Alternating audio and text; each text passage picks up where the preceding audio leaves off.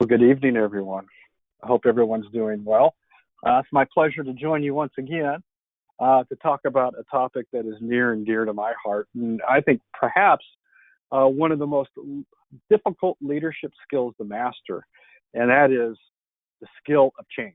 And so I think anyone who's serious about managing people or even just interested in figuring out how to change your own behavior should really do a deep dive into the psychology of change. And once you have, I think, a really good understanding of all of that, you're much more effective, much more successful in trying to change your own behavior. This is trying to change the behavior of other individuals, because essentially management is change, is managing change. So before we move forward, I kind of got into that a little bit faster than I anticipated. I want to thank all of you for joining me on what is likely a beautiful Wednesday evening. I know there's a million other things you could be doing, so I appreciate you joining me tonight. I only have about 20 slides, so I'll try to keep enough time open to have some back and forth, some question and answer. A couple of housekeeping items. I think I've mentioned this before in my previous talks. I'm doing this from home. I have a house full of kids. We have two dogs, one of which we're babysitting, which is, I think, the dumbest dog in North America. So you will hear, in all likelihood, barking, maybe some yelling, and that's okay. I ignored it. I ignore it. So I invite you to ignore it as well. So let's get into it. So each one of my talks, I try to think about, well, what's the real? So this is the title, but what's the real thing going on here? If we're being real with each other, what would be the real title of this talk? And I'm going to stick on the vein, because the last time I did a presentation, I talked a lot about human behavior as it relates to irrational, emotional-based decision-making. And this talk could easily, and I think even more accurately, be titled, people are, including you, including me, are super irrational and messy, which makes change incredibly challenging. And when we talk about change, you know, this is a quote that I like. I have no idea who W. Edwards Deming is. I should have looked this up, but it's a quote I've come across a few times in my leadership career, and I think about it, and it's true. You know, it's not necessary to change. It's really not. You know, survival is not mandatory. And when you think about what's going on in our environment right now, we are in a period of hyper disruption. Things are changing so quickly, and certainly in the context of COVID, that's relevant. But before COVID and well after COVID, particularly as it relates to how technology is disrupting our lives, things are changing much more rapidly than they were 10 years ago, or 20 years ago, or 30 years ago, et cetera, et cetera. And that pace will only accelerate. So if you want to differentiate yourself, if you want to achieve uncommon results, then you have to master the skill of change, how to make things change. And it is incredibly difficult to do this well, incredibly difficult. I have made my share of mistakes, and I want to do some story time. Now, this might get me in trouble. What are they going to do? Fire me? I'm going to share a story of a change management initiative that did not go well. And I could talk about New Coke. I could talk about, you know, remember when Coca-Cola changed New Coke? They said, hey, we're not going to be Coca-Cola anymore. And they went to New Coke, and that didn't go well. That is a textbook example of how change can be mismanaged. Because, in fact, New Coke actually tastes better. But anyways, I digress. So I can give those examples. I can give an example of how Microsoft has done an exceptional job of implementing a number of change management initiatives with their new or relatively new CEO.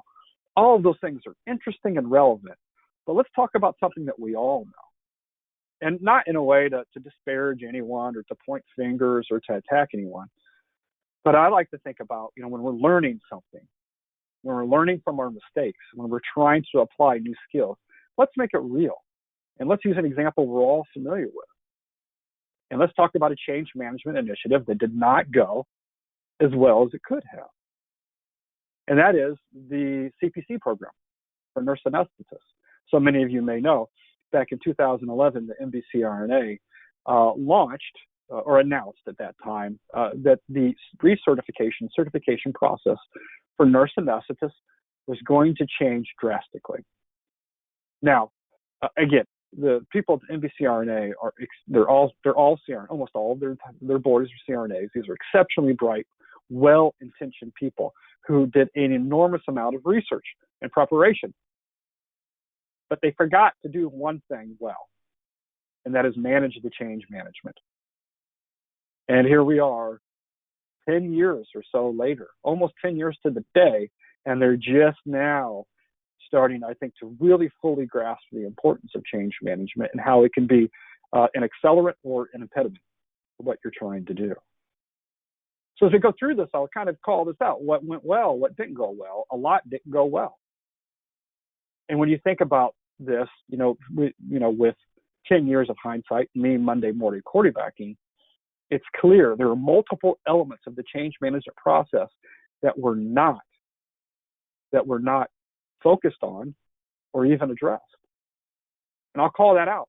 And we can maybe go through this and say, hey, if we had to do this over again, how would you do it? So, story time. We'll continue through the rest of the talk. Now, there's two different kinds of change. Human beings really love to talk about dramatic change. Going from a couch to running a marathon in 6 months or something like that. Losing 100 pounds. These dramatic change in, personal things are really cool, right? We all are attracted to it. We like to read about it. We watch the documentaries and all of that. But here's the thing. Those are extremely rare. Those dramatic changes are extremely rare. And they usually only occur when there is significant crisis or chaos in your environment. An example, COVID-19. There's been a profound acceleration in change because there was a crisis. There was chaos in the environment, and that caused all kinds of people, I think almost everyone, to change the way that we're doing things. Some people are working fully virtual and will for the rest of their careers. That is dramatic change. It's cool, it's sexy, it's interesting. It's also extremely rare. Now then there's incremental change, which is not sexy, which is not cool, but is, more often than not, the secret sauce to getting epic shit done. And I love this little example here where we think about, wow, what does it take to achieve transformational change? And the answer is not much. Not much. It's a small amount of effort per day over an extended period of time. What human beings typically do, though, because of our predisposition and attraction to dramatic change, is to say, we're going to do this major thing. I'm going to change everything. I'm going to run 10 miles a day. I'm going to lose 15 pounds. And then 2-3 months, it's over. It's done. Well, there's a reason why the vast majority of New Year resolutions are done by mid-February. Because from a motivation perspective, and this is clearly borne out in motivation theory research, it's almost unsustainable for the vast majority of us, that level of motivation. So the trick here, the hack, and this is one of the things, if you only take one thing away from this conversation, think this: less is more. If you're trying to change something within yourself or with your team, break it down to the lowest common denominator.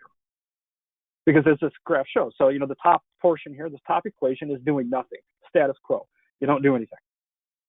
The one below it is just a tiny bit effort, less than 1% of additional effort over a sustained period of time actually translates to transformational change. The problem is we have to be patient and committed enough to make it happen. And we'll talk about how to make that happen with ourselves and with teams. So why do so many change efforts fail so often? Something like 75 to 80% change initiatives end up failing, depending on what source you're looking at. Why is that? Well, let's talk about it. There's rarely in those situations an articulated vision of what success looks like. When you're telling people, or when you're trying to get people to change their own behavior, which is one of the most difficult things there is to do, and you're not presenting them a clearly articulated vision of what's going to happen when they get to the end of that change initiative, you're not going to get buy-in. So if you show up at a board meeting, if you show up with your team or your family, or you say, hey, I want to do this, and you are not presenting a clearly articulated vision of what success looks like when you're done with that, you are dead in the water. dead in the water. Not using change management methodology. This is a science and an art. So if you don't have a framework, you are dead in the water. If you're trying to change your own behavior, if you're trying to change other people's behavior, which is even more difficult, and you don't have a framework, you're not approaching this systematically, don't even go there. Don't even go there. You're dead in the water. Lack of feedback from the team. I am as guilty as anyone. In my early leadership career, where I'd come back, I'd go in my office with a whiteboard, create this beautiful initiative, this change management initiative, and then I'd go out and I'd tell people about it. This is what we're going to do, and they would just look at me like I was insane. Why? Well, because they weren't involved in the development of the change management. And we'll get into why that's so important and how weird human beings are when it relates to that. But you have to have consistent contribution, support, and feedback from the people who are going to be impacted by the change initiative. If you're trying to change something within an organization and you don't have top-level support, don't even do it. Don't even do it. Because if the top-level leadership within that organization, whether it's a board or whether it's a hospital or a clinic or anything else, if they don't support it, it will die. So one of the most important things you do is to get the support of the top-level leadership. I will hit communication over and over again. I will over-communicate about the importance of communication because you literally cannot over-communicate when you're trying to change. It's one of the things that most people screw up. They put all this effort into this beautiful, novel, wonderful change management initiative, and then they don't communicate about it consistently, and then they're surprised it fails. And then, of course, humans are involved. And anytime you enter humans into anything, crazy stuff happens. Human beings ruin everything. So you have to be cognizant of the fact that human beings are deeply flawed, self-interested, irrational, all of us are, and you have to be prepared to address all of those things. This is about psychology, understanding your own and other people's psychology. And if you don't approach it from that direction, you're dead in the water again. All right. So why am I so bad at managing change in ourselves and with teams and our organizations? Why is it so difficult? One of the most difficult things there is to do is to change human behavior. It is so firmly entrenched and so difficult to change that if you're going to embark on something that's important, you have to approach it as if it's the most important thing you're ever going to do.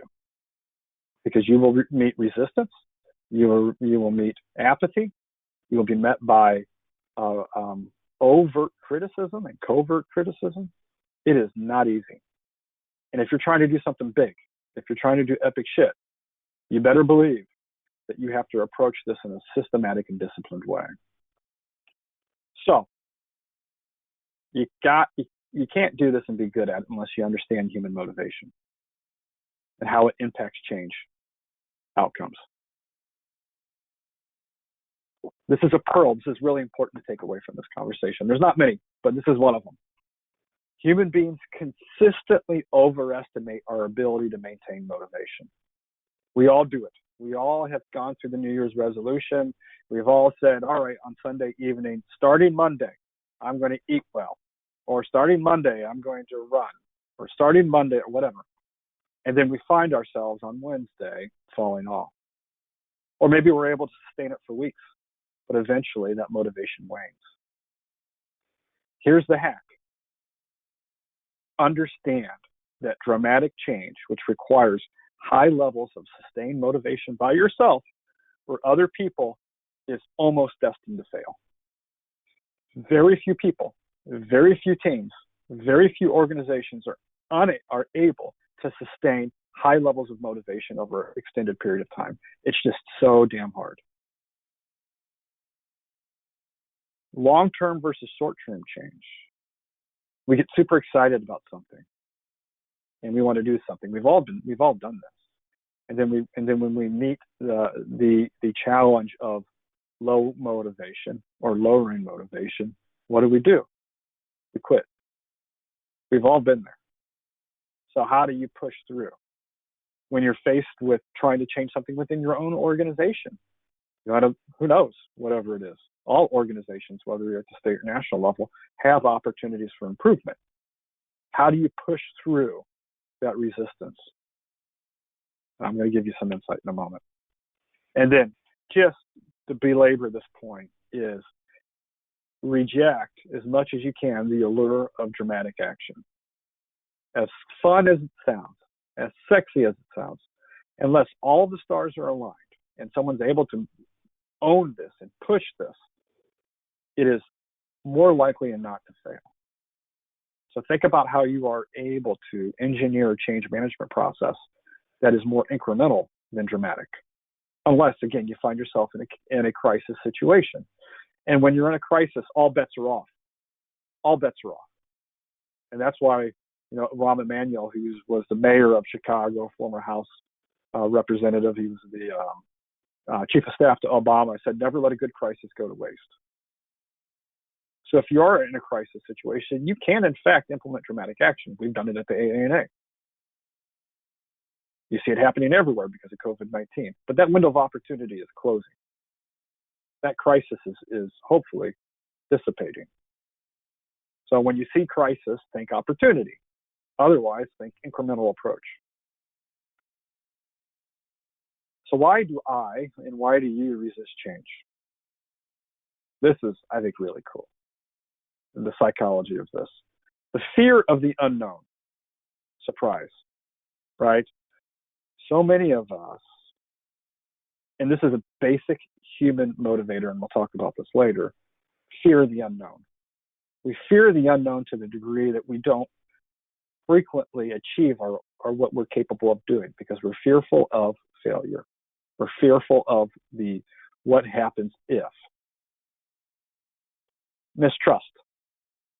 If the people that you're leading don't trust that what you're doing is going to make their lives easier and better and achieve something that's important, you're dead in the water. There is no change without trust. People are smart and manipulative, and they will find a way to sabotage you. So if they don't trust you, one of the first things you need to do is build trust because they're not going to go along with you. People are intensely self-interested, intensely selfish. All of us are.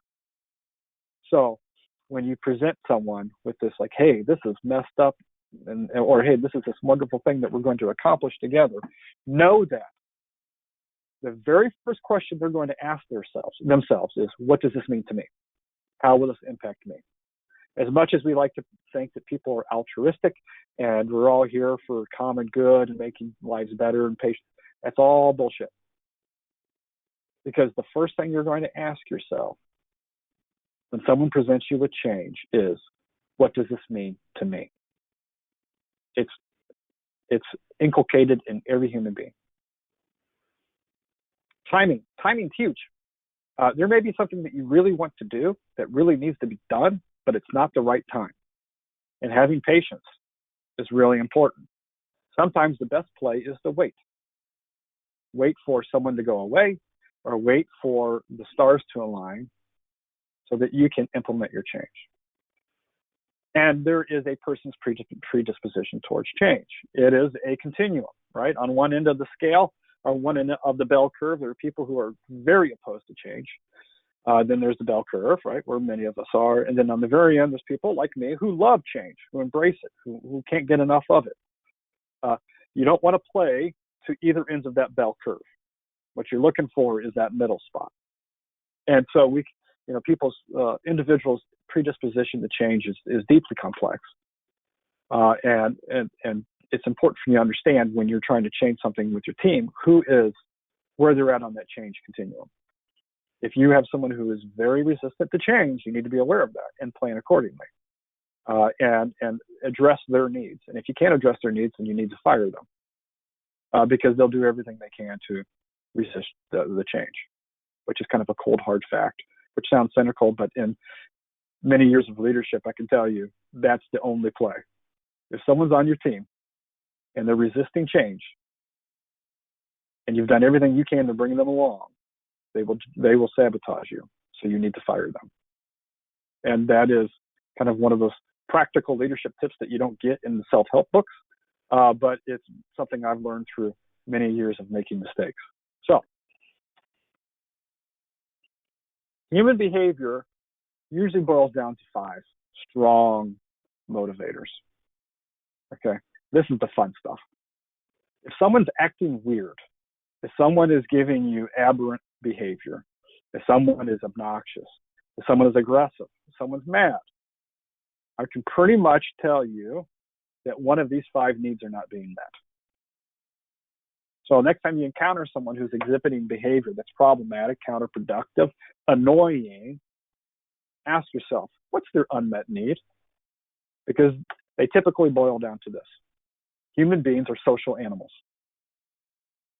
They have a desire to be accepted.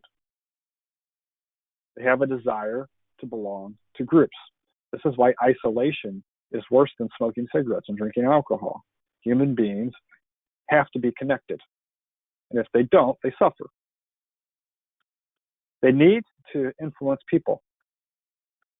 They have a need to protect ourselves from harm and the desire for intimate relationships. So again, if you're dealing with a problematic person in a problematic situation, ask yourself which one of these 5 needs are not being met. The 4th one is the most powerful. The need to protect ourselves from harm.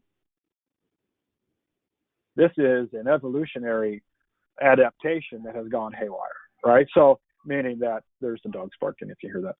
Meaning that we have evolved in an environment where the person that you met out in the wild is likely to kill you.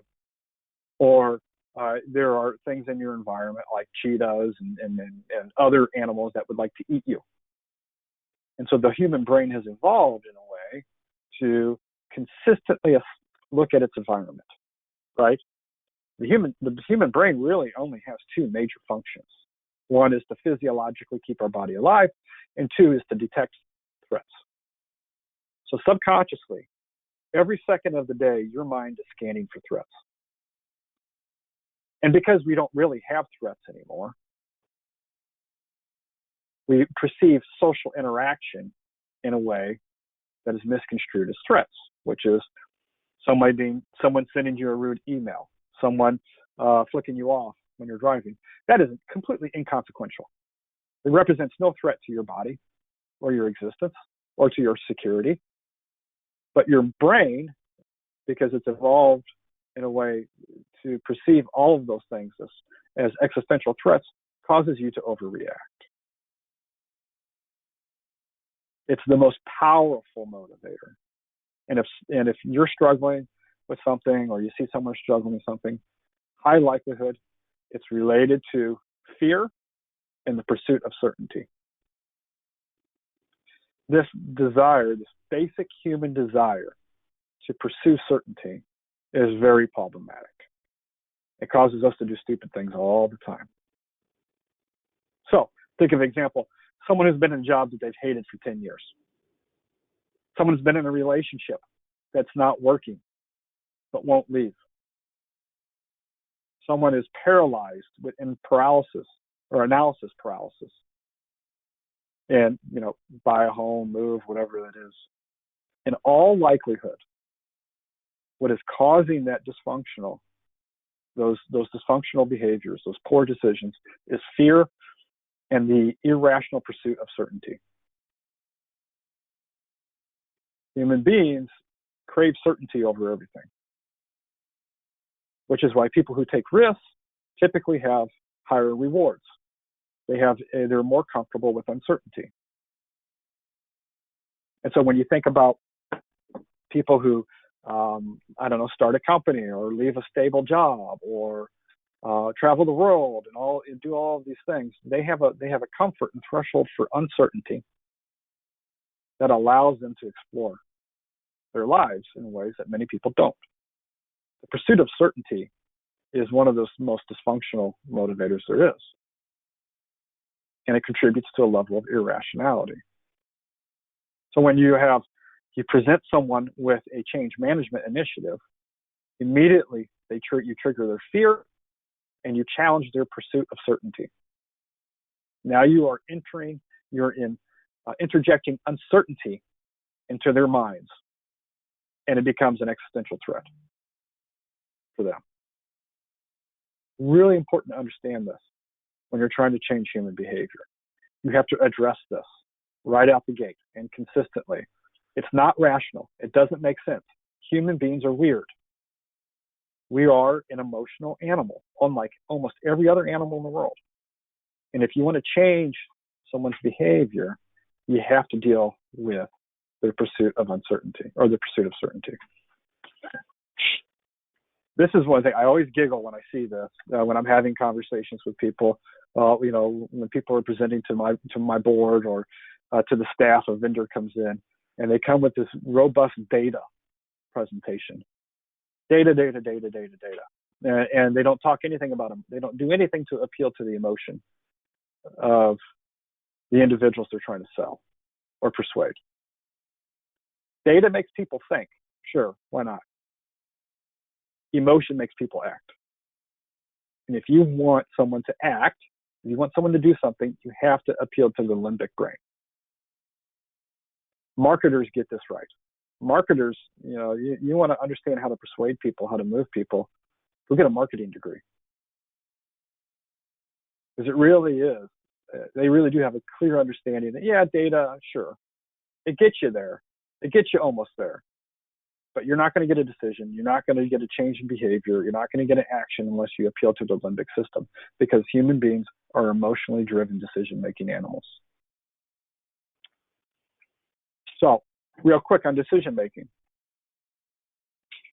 At risk of belaboring this topic, is that when we make decisions, we like to think that we're using System 2 decision-making.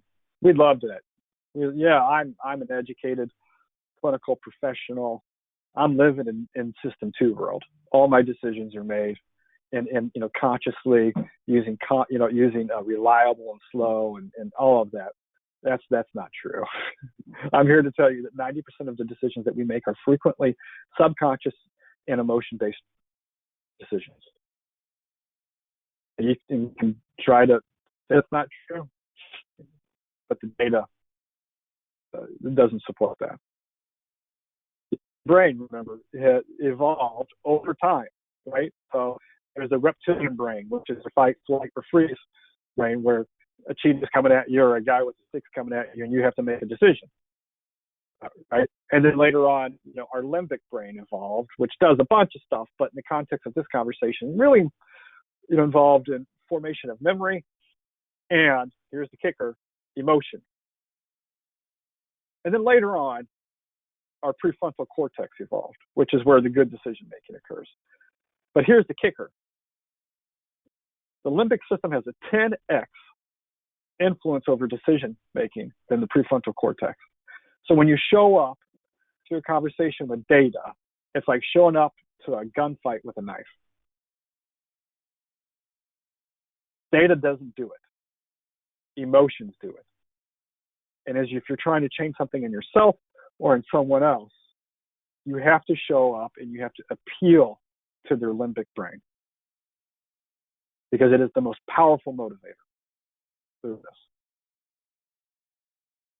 I love this graph. I use it all the time, personally and within the AANA. Anytime we're trying to do something big, I put this thing up there. I love it. Because I hope you like it too, and please steal this and use it as much as possible. This is not mine. I stole this from a book, I think called The 4 Disciplines of Execution. And this is the emotional cycle of change. And I'm going to spend a minute on this because I think this is awesome. Okay. You want to do something big, personally or professionally. There's some epic shit you want to get done. Super excited. You're at stage 1. We call this uninformed optimism. This is going to be great. Think of how great this is going to be when things get done. Oh boy, awesome. That's stage 1. That's my favorite stage. And then you start the path down to stage 2, which is informed pessimism. When this is where you say, oh, This is a lot more complicated, a lot more difficult than I thought it would be. We can do it, but man, this is a lot of work. And the only way you get to stage 2 is by actually starting to think about, okay, how do we start? How do we make this thing happen? Then you get to stage 3, which is the valley of despair, where you say, oh my God, I don't know. This is really, really hard. I'm getting resistance, personal resistance. I'm having difficulty maintaining my motivation, or I'm getting resistance from, surgeon X or CRNA Y. And is this even worth it? Let's just forget it. Now, if you can persist, if you can hang in there, good things are going to happen. Then you move up to informed optimism. We're like, we might actually pull this thing off. And if you're able to persist between informed optimism, you can get to success. Here's the kicker. When you're trying to change something, put this up there with your team, or put this up there with your board, or put this up there with yourself and call it out and say, hey, all right, we are now in informed pessimism. We all agree this is more difficult. There's some problems we didn't anticipate. There's some barriers. We're going to figure this thing out. Everybody stay on the bus. And then you keep going, and then you're in the valley of despair. And you say, all right, everybody, we are now in the valley of despair. We're going to stay on this bus. And if we stay on this bus, shortly, hopefully, in all likelihood, we'll be in informed optimism. Knowledge is key. Labeling this as you go through the process is powerful. You can see the lights turn on. Everyone's like, yeah, this sucks. This does suck. But we know we're in the valley of despair. And if we push through, we stay on the bus, we're good to go. The problem is most people get off at stage 2 and 3. When you're trying to do something important, when you're trying to change human behavior, people get off the bus on stage 2 and 3. Because you're trying to do something important, it better be hard. Because if it's not hard, then it's not important. So steal this, please. Because I did. So what is the recipe for success, Randy? Here's something that's counterintuitive. This is the essence of strategy. This is probably number 3, right, of things that, hey, if you only remember 3 or 4 things, this is it. It's counterintuitive. You may even roll your eyes as I say this. The more you try to do, the less you actually accomplish. Be ruthless about deciding what you're not going to do. I know I'm in the presence of a great leader when she or he says, no, I'm not going. This is an interesting idea, but we're not going to do it because it's not one of our priorities. New leaders want to do everything. They're ambitious, they're naive, they have a willingness they want to show everybody that they're the right guy or gal. They want to demonstrate their worth to the team or to the organization, and they always screw this up. They always try to do too much. Great leaders say, I would like to do everything that you're talking about right now, but we only have the bandwidth, the resources, people, time, technology, money, to do the top 1 or 2 most important things. What are those things? That's when you know that you are ascending into great leadership, is you're resisting the urge to do too much. The essence of strategy is saying no, is deciding what you're not going to do. It's hard. It's hard to reject amazing ideas. It's hard to prioritize.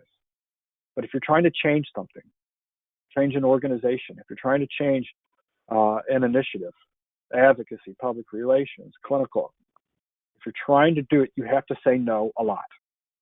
And you have to focus. And you have to break it down to the lowest common denominator. Really difficult to do. But once you master this, it becomes a superpower. Your success rate goes up dramatically. Involve people in the change effort. I got this wrong all the time. I called this out.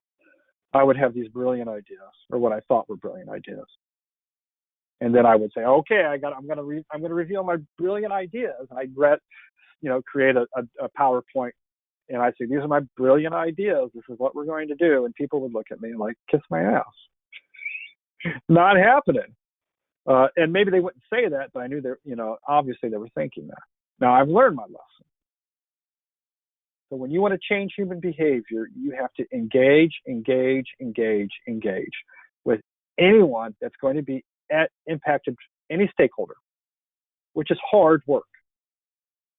But if you don't do it, you're dead in the water. So as you start to develop this thing, whatever it is, do a stakeholder mapping. Who are the people that are going to be impacted by this? Write it out, put bubbles. Okay, gotcha. These are the 5 stakeholder groups, or the 3 stakeholder groups. I'm going to talk to them through this entire process.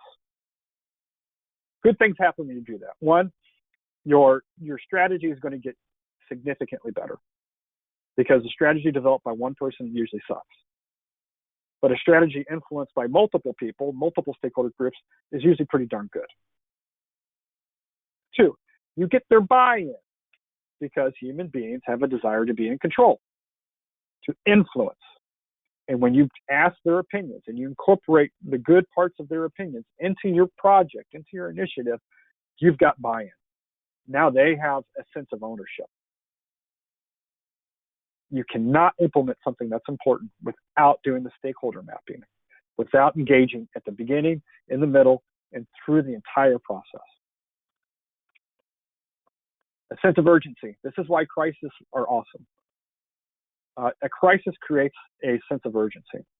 What we were able to do at the AANA relative to public relations and advocacy and some of the operational things we did virtually overnight were because I was then afforded the opportunity to use urgency. A sense of urgency creates a predisposition or a orientation towards action. So if you're trying to change something, think about it in a way of presenting a sense of urgency that motivates people. Here's another hack. People typically think that other people are motivated by a sense of gain. That's not exactly true. In fact, a sense of loss is a much greater motivator. Meaning that you can say, hey, if we do this thing, you're going to gain whatever, 5%, 10% efficiency, or this amount of money, or this amount of influence, or whatever it is. People will nod their head and say, okay, that's interesting. But if you say, if we don't do this, this is what we're going to lose, that's a much stronger motivator. Human beings are motivated by the sense of loss, much more than they are by a sense of gain. Crafting a compelling vision and then over-communicating, we screw this up all the time. Leaders screw this up all the time. If you ask me what one of the most important leadership qualities, especially as you ascend up, you get to those top levels of leadership, executive leadership, I will tell you all day, every day, vision and communication. Doesn't matter how smart you are. Doesn't matter what degrees you have. It really doesn't even matter what jobs you had before this. If you show me someone who has vision and the ability to communicate that vision in a compelling way, I'll show you a winner. I'll show you a competent executive leader. Vision is so important. What does that future look like when we're done with this thing? When I'm done inconveniencing you, changing the way that you're doing things, what does that look like 2 or 3 years in the future? How will your work be different? How will you be different? And then you over-communicate that to the point in time, if you're sick of hearing your voice, then you're just almost there. Leaders really undervalue the power of communication. Saying the same thing over and over and over and over. You hate it. You hate the sound of your own voice. But if you do it, people will listen. People will listen. But they say you have to say something 7 times in 7 different ways before someone will absorb that. Ask a marketer. They will tell you that is true. Over-communicate. Repeat yourself. And if you're really good, use storytelling. Storytelling is one of the most compelling ways to motivate people. A patient who had a bad outcome, and when we're done implementing this thing, they're going to have a great outcome. Or an organization that decided to change their governance, and this is what they're doing because of that. Storytelling is really powerful. Don't undervalue it. Have a relentless focus on execution. Strategy is easy. Execution is damn hard. And most people screw up execution. And I'll talk about that in just a second. Acknowledge the feelings of those who are going to be impacted.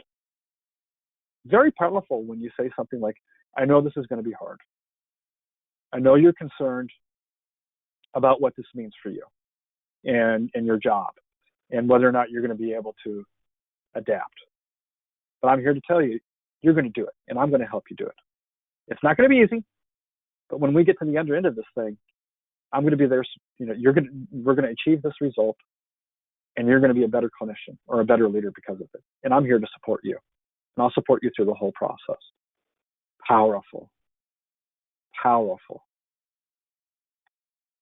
And then you celebrate success. People love winning. So when you start to get that momentum, celebrate it. The early wins. Make a big deal out of it. Make a big deal out of it. People love to win. And then it becomes a force multiplier for you. So steal what I'm going to give you because I've stolen it from other people. The next time you want to persuade some person or some group of people to do something, use this format. It works. It works. Start with what the unsustainable present is. So let's say this is kind of ironic, but let's do it for fun. Let's say I'm in the CRNA and it's 2010, 2011. How could I have presented that program differently? Now, no matter what, if you're going to change something, you're going to have opposition. It doesn't matter if it's the most elegant, most beautiful solution in the world. It doesn't matter if you cure cancer, people are going to complain about it. So just acknowledge that. That's leadership. There will always be resistors. There will always be objectors. And that's just a segment. People just get off on it, right? So when let's put ourselves in the shoes and say, let's say, you know what, let's not look in the past, let's look in the future. Let's say it's 2022 and I'm the president of the CRNA and I'm going to say, this is our CPC 2.0. How would I do this? And how would it look different than CPC 1.0? Well, let's do it this way. Look, guys, I know that there's been a lot of concerns about the CPC program. We acknowledge that CPC 1.0 does not meet the future needs of CRNAs in this country. And we see there's a movement towards a different kinds of certification. And we see this with our physician colleagues and other advanced practice providers. And we believe that the current state is no longer or will no longer meet the needs of our CRNAs. The ideal future. So when we're done implementing this new program, it's going to look like this. It's a longitudinal program where instead of sitting down for a big test or just being reliant on CEs, what you're going to do over a period of time is we're going to sprinkle in information, low stakes, and you're going to, through a longitudinal period of time, answer questions on a phone, on an app, or your iPad. And instead of sit down for a big test, you just every month you're just going to learn a little bit. And because of that, you're going to be more knowledgeable. And we're more capable of demonstrating to the public that you have the knowledge and the competencies to be a CRNA. We want this to be an experience that you benefit from versus something you have to do. And this is what it's going to look like. And this is the change. This is what we're going to do. And this is where you fill in the blanks, whatever it is. It's going to look like this, blah, blah, blah, blah, blah, blah, blah, blah, blah. It's not going to be easy. I'll be honest with you. We know that there has been some resistance in the past to the CPC program. We know that there is still some mistrust. We know that asking people to change their recertification or their certification process is scary. We know that you're concerned about jeopardizing your ability to generate income. We want to work with you. We want to partner with you. It's not going to be easy. You're going to need to change a little bit, but we're committed to working with you to make that happen. And I'm confident that we can make this happen. As president of this organization, the CRNA, I am confident in this program.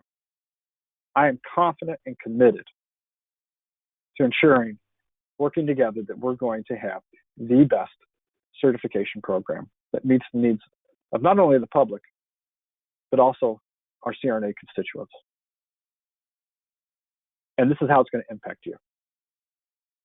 Never, ever end a conversation without telling someone how it's going to impact them. Because remember, the question that every human being is going to ask is, what does this mean for me? Me. And we all do it. I'm not being judgmental. Remember, we go back to the basic motivators. It's there, right? That's an unmet need that needs to be met in this conversation. I'm not going to do a deep dive in this, but for those of you who are interested, of figuring out how to implement things well, this is a framework that I recommend. There's a book called The 4 Disciplines of Execution. I don't know that you have to read it. You can, but this framework is all over the internet. Download a PDF, steal this. If you really want to be good at execution, which most people aren't, most leaders stink at executing. You really want to be good, use this framework or a similar one. There's other ones. This is good stuff. So when you're trying to implement something, this is how you do it, right? So there's 4 disciplines. There's a discipline of focus, which is, go back to my other comment, do less to achieve more. What are your wildly important goals? If you have more than 2, you're wrong. You're wrong. Discipline of leverage, which is acting on lead measures. There's all kinds of interesting conversations and information around leading versus lagging measures. If you want to do a deep dive in this, do it, especially if you're an operator. If you're involved in operations or you want to be really good at it, understand the difference between leading and lagging measures. Lagging measures, think of those as goals, right? I want to increase this thing by 5%. Leading measures are the tactics or the activities that you need to do in order to achieve that lagging measure, which is a goal. Epic shit happens when you focus on leading measures. Most people just look at the lagging measure and just hope it changes. The secret sauce is working on leading measures. If you build good leading measures, that lagging measure will move. Using a compelling scorecard. If you're not keeping score, don't even do it. Measure what matters, right? To change what you measure. Have a compelling scorecard. And then create a cadence of accountability, which is, if this is something important, then we need to talk about it every week for 15 minutes. What are your commitments? What are my commitments? How are we doing? Are you getting your stuff done? Yes. Are you getting your stuff done? Good. Let's go. Boom. That's how high performance teams work. They have a cadence of accountability. 15-minute stand-up meetings every week. Sometimes every day, depending on where you're at in the change management initiative. So this is for people who want to do a deeper dive. The 4 disciplines of execution. Good stuff. Good stuff if you want to take your leadership to the next level. Okay, we're at the end. So here are the key takeaways, if you're still awake. Emotionality complicates change. However, if you're good, you can leverage it. Emotions can be a potent change accelerator. Ask a marketer.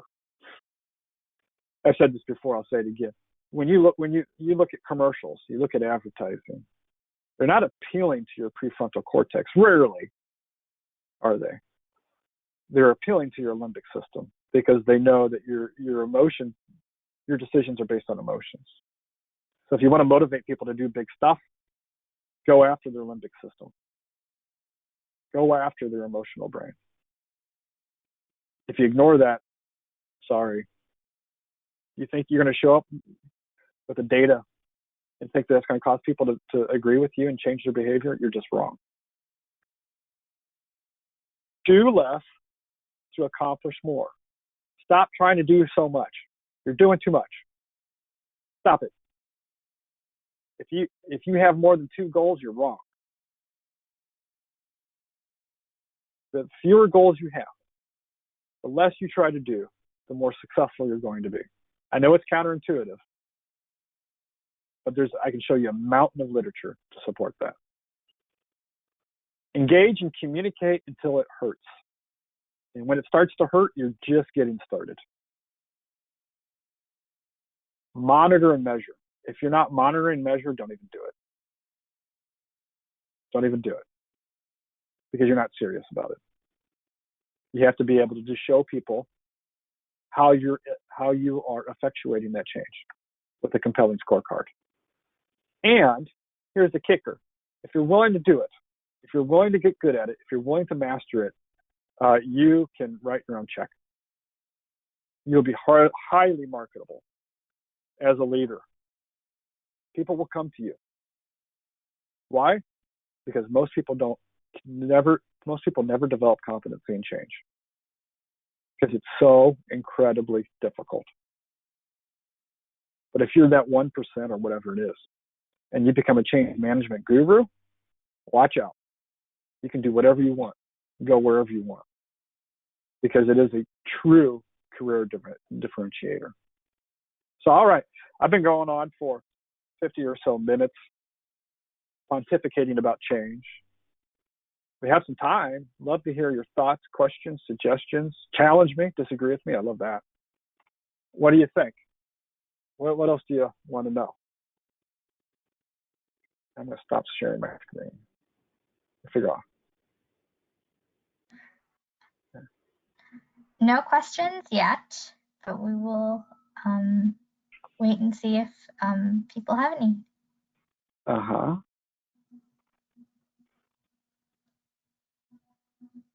I spent a lot of time on my hair tonight. I hope you guys appreciate that.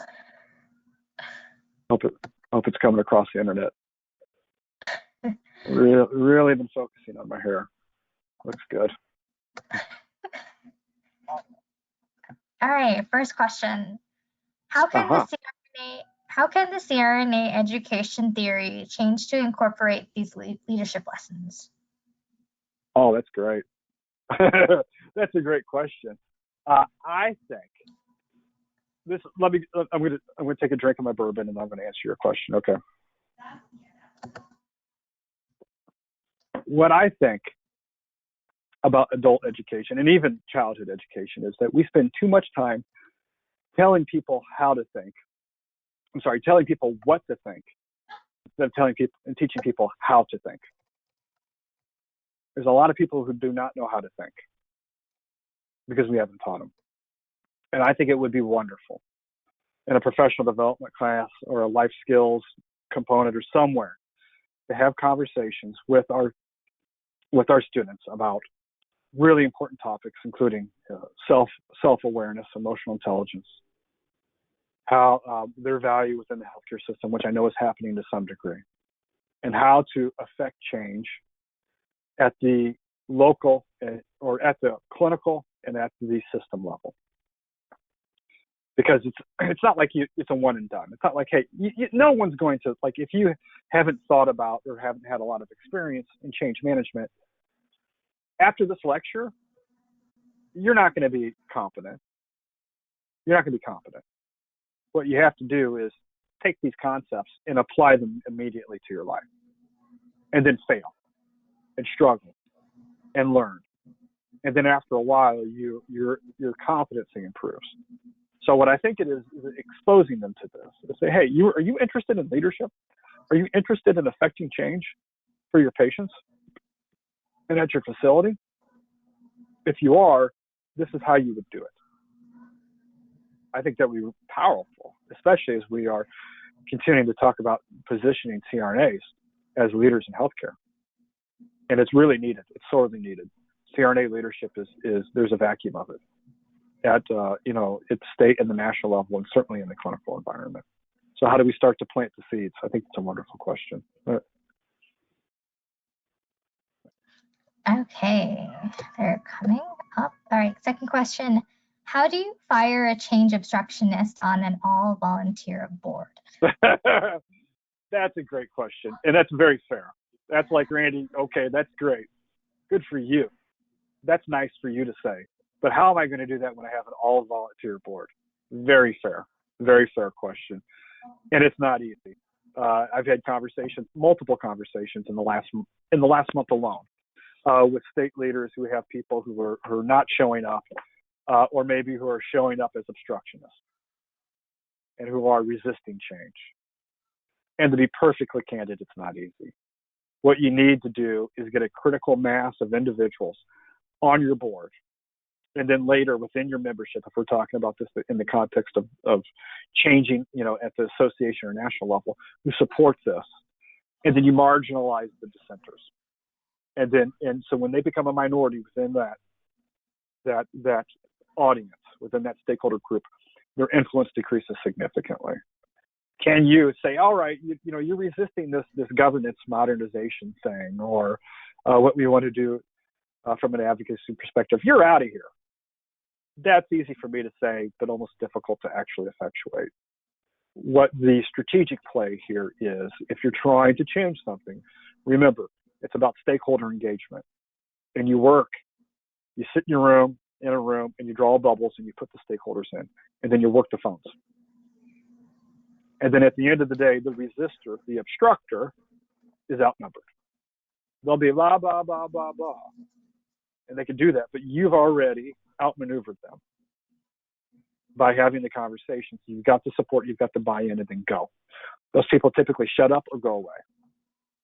Now, if those people are employed and you're in charge of them, that changes the calculus. And what I would say is, in every change management initiative, there are people who are not resistors, but concerned. You don't fire them. It's your responsibility as a leader to listen to them, to engage, and to bring them along, and to incorporate their feedback, because they may have very valuable, and frequently do, very valuable feedback that may cause you to modify what you're trying to do. There's also a subset of people who are just assholes, who are whatever. They don't want to change because they don't like you. They don't like the way you look. They don't like that you're new. They don't like your new ideas. You're not appealing to their logic brain, and you're certainly not appealing to their limbic system. You fire those people. And I wish I could, be touchy-feely and say, well, everybody's worth, but that's not true. And so when you come in and you see people who are resisting change and who are sabotaging you, or who are actively resisting what is the right thing to do, and you've done everything you can to educate, to engage, and to bring them along, and they continue to jeopardize progress, you fire them. And I wish I could say that, everybody, can sing Kumbaya, but I've learned the hard way. The vast majority of people come along sooner or later. A small percentage of them have to be helped out of off the team. And so, it's kind of straight shooting, but it's the truth. Great question. All right. When did you realize you made a mistake during your time of leadership? How much time do we have? If you look at, I've made a ton of mistakes. And one of the things that I think is a attribute of a good leader is the ability to learn from your mistakes. So hopefully you're not repeating the same mistake over and over again.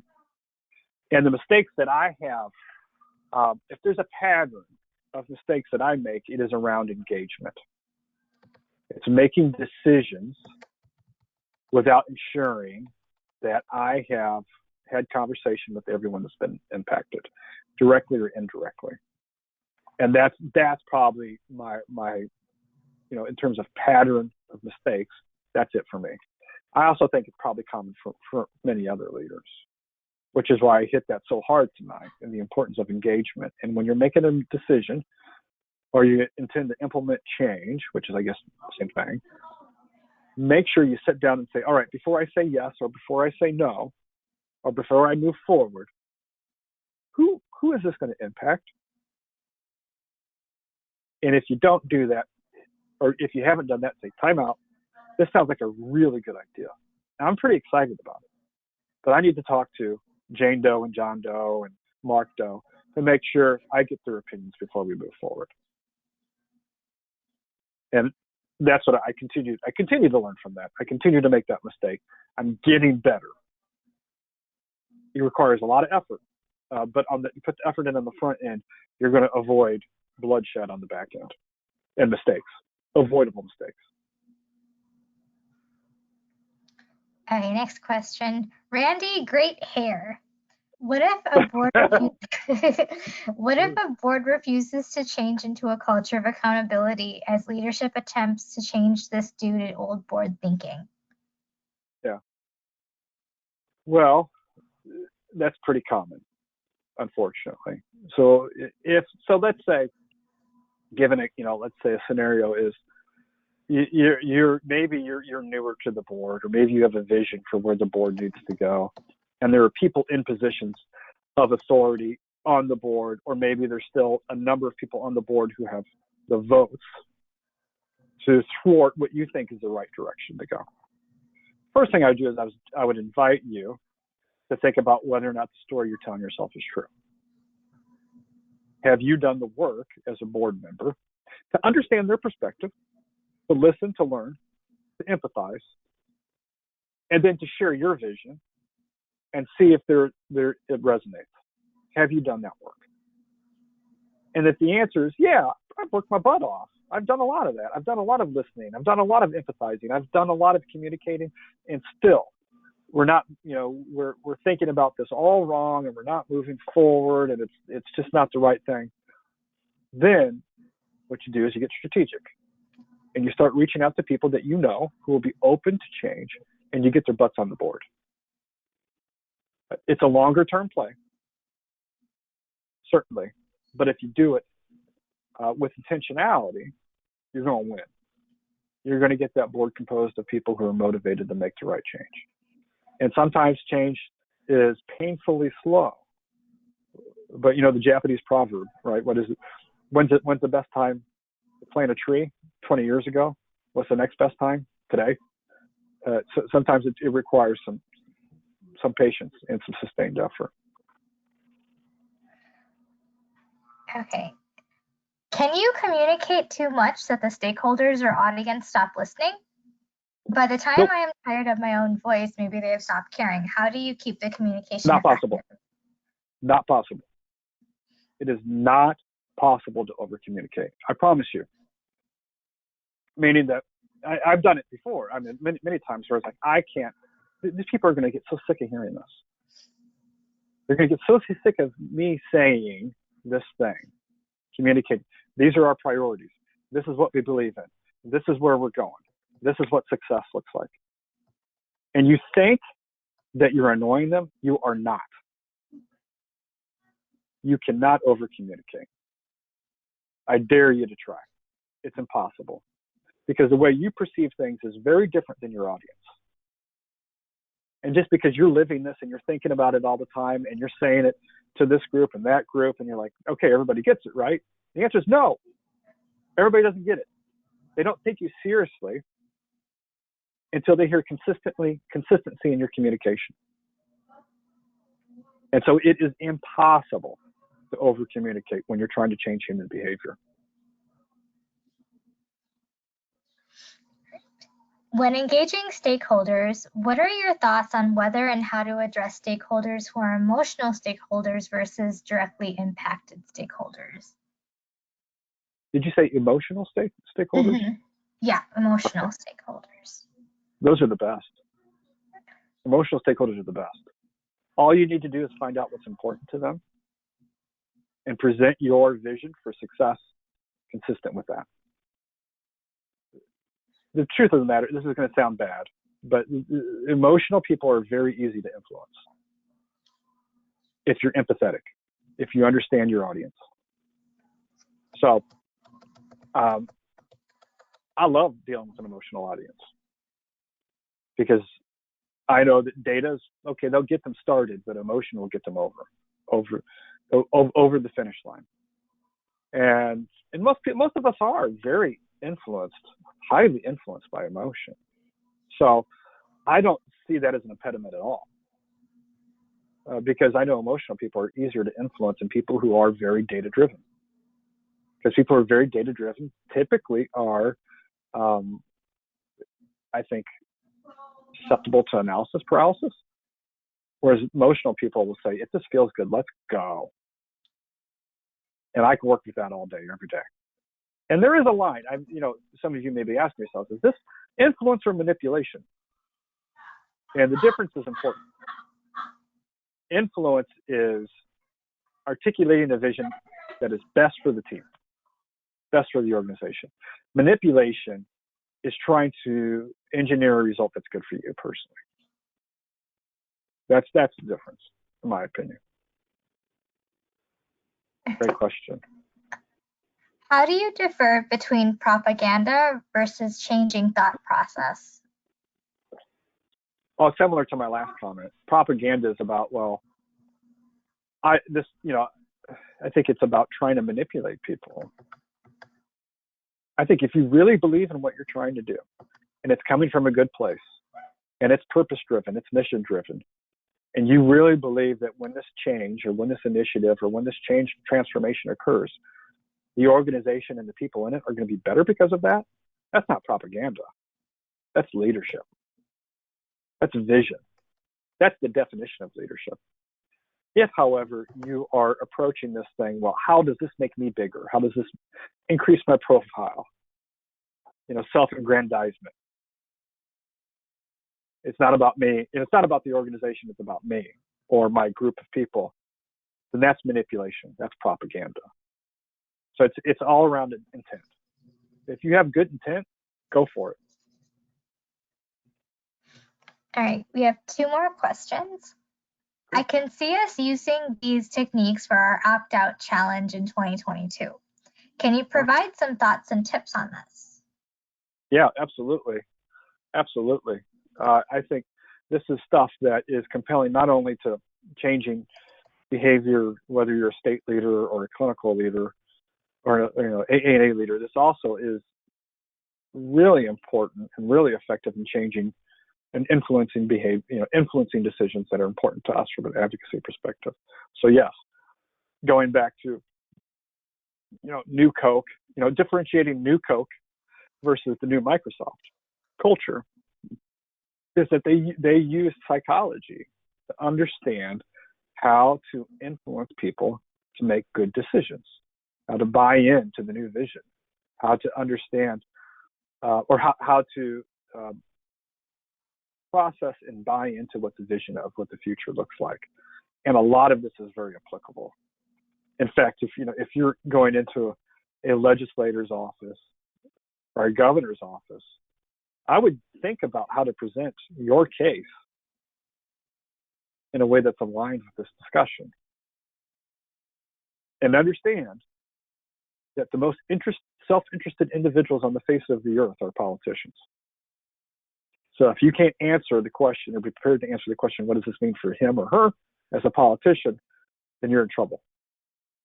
But you move on from there. Yeah. Should there be term limits on state board associations? Is recycling state leadership like the president healthy? I think the answer, here's the thing that I would say. And when I was in hospital leadership a few years ago, there was a brilliant CEO that I was working for, and he said something that has always stuck with me. The worst thing for an organization is too much turnover. The second worst thing for an organization is not enough turnover.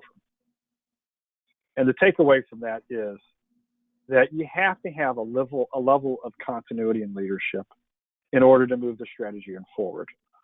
But at a point in time, people need to get off the board and go away for a while and allow other people to move out.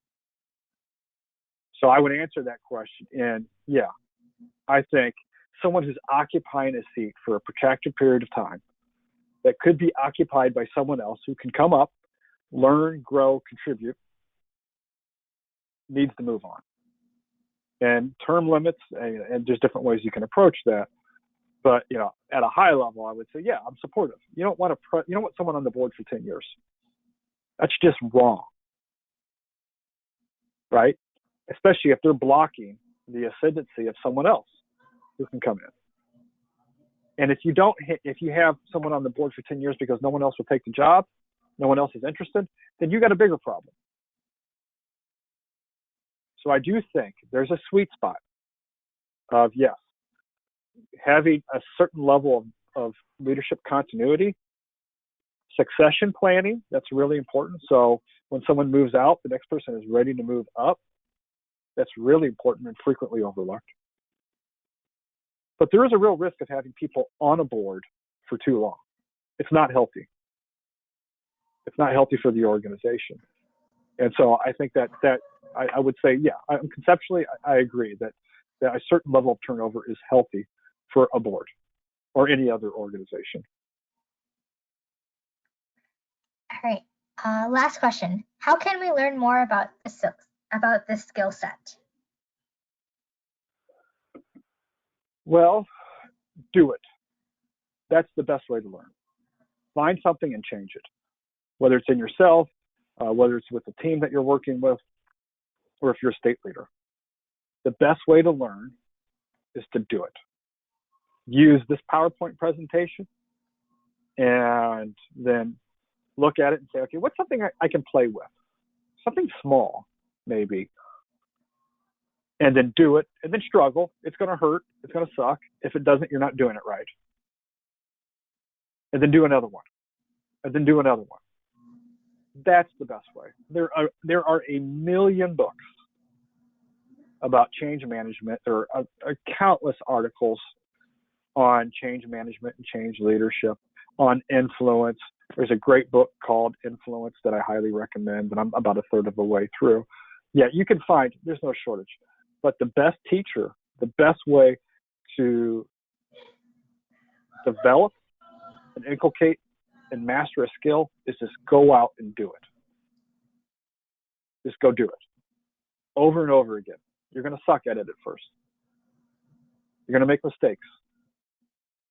But that's part of leadership. That's part of the development process.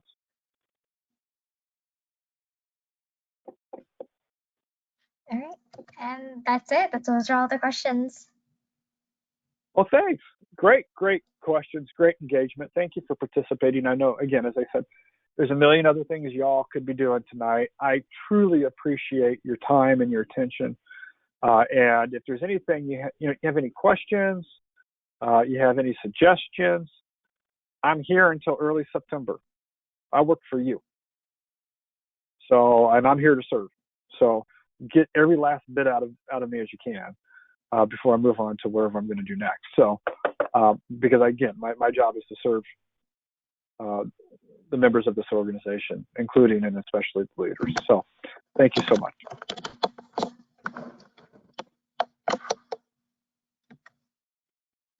Have a good night.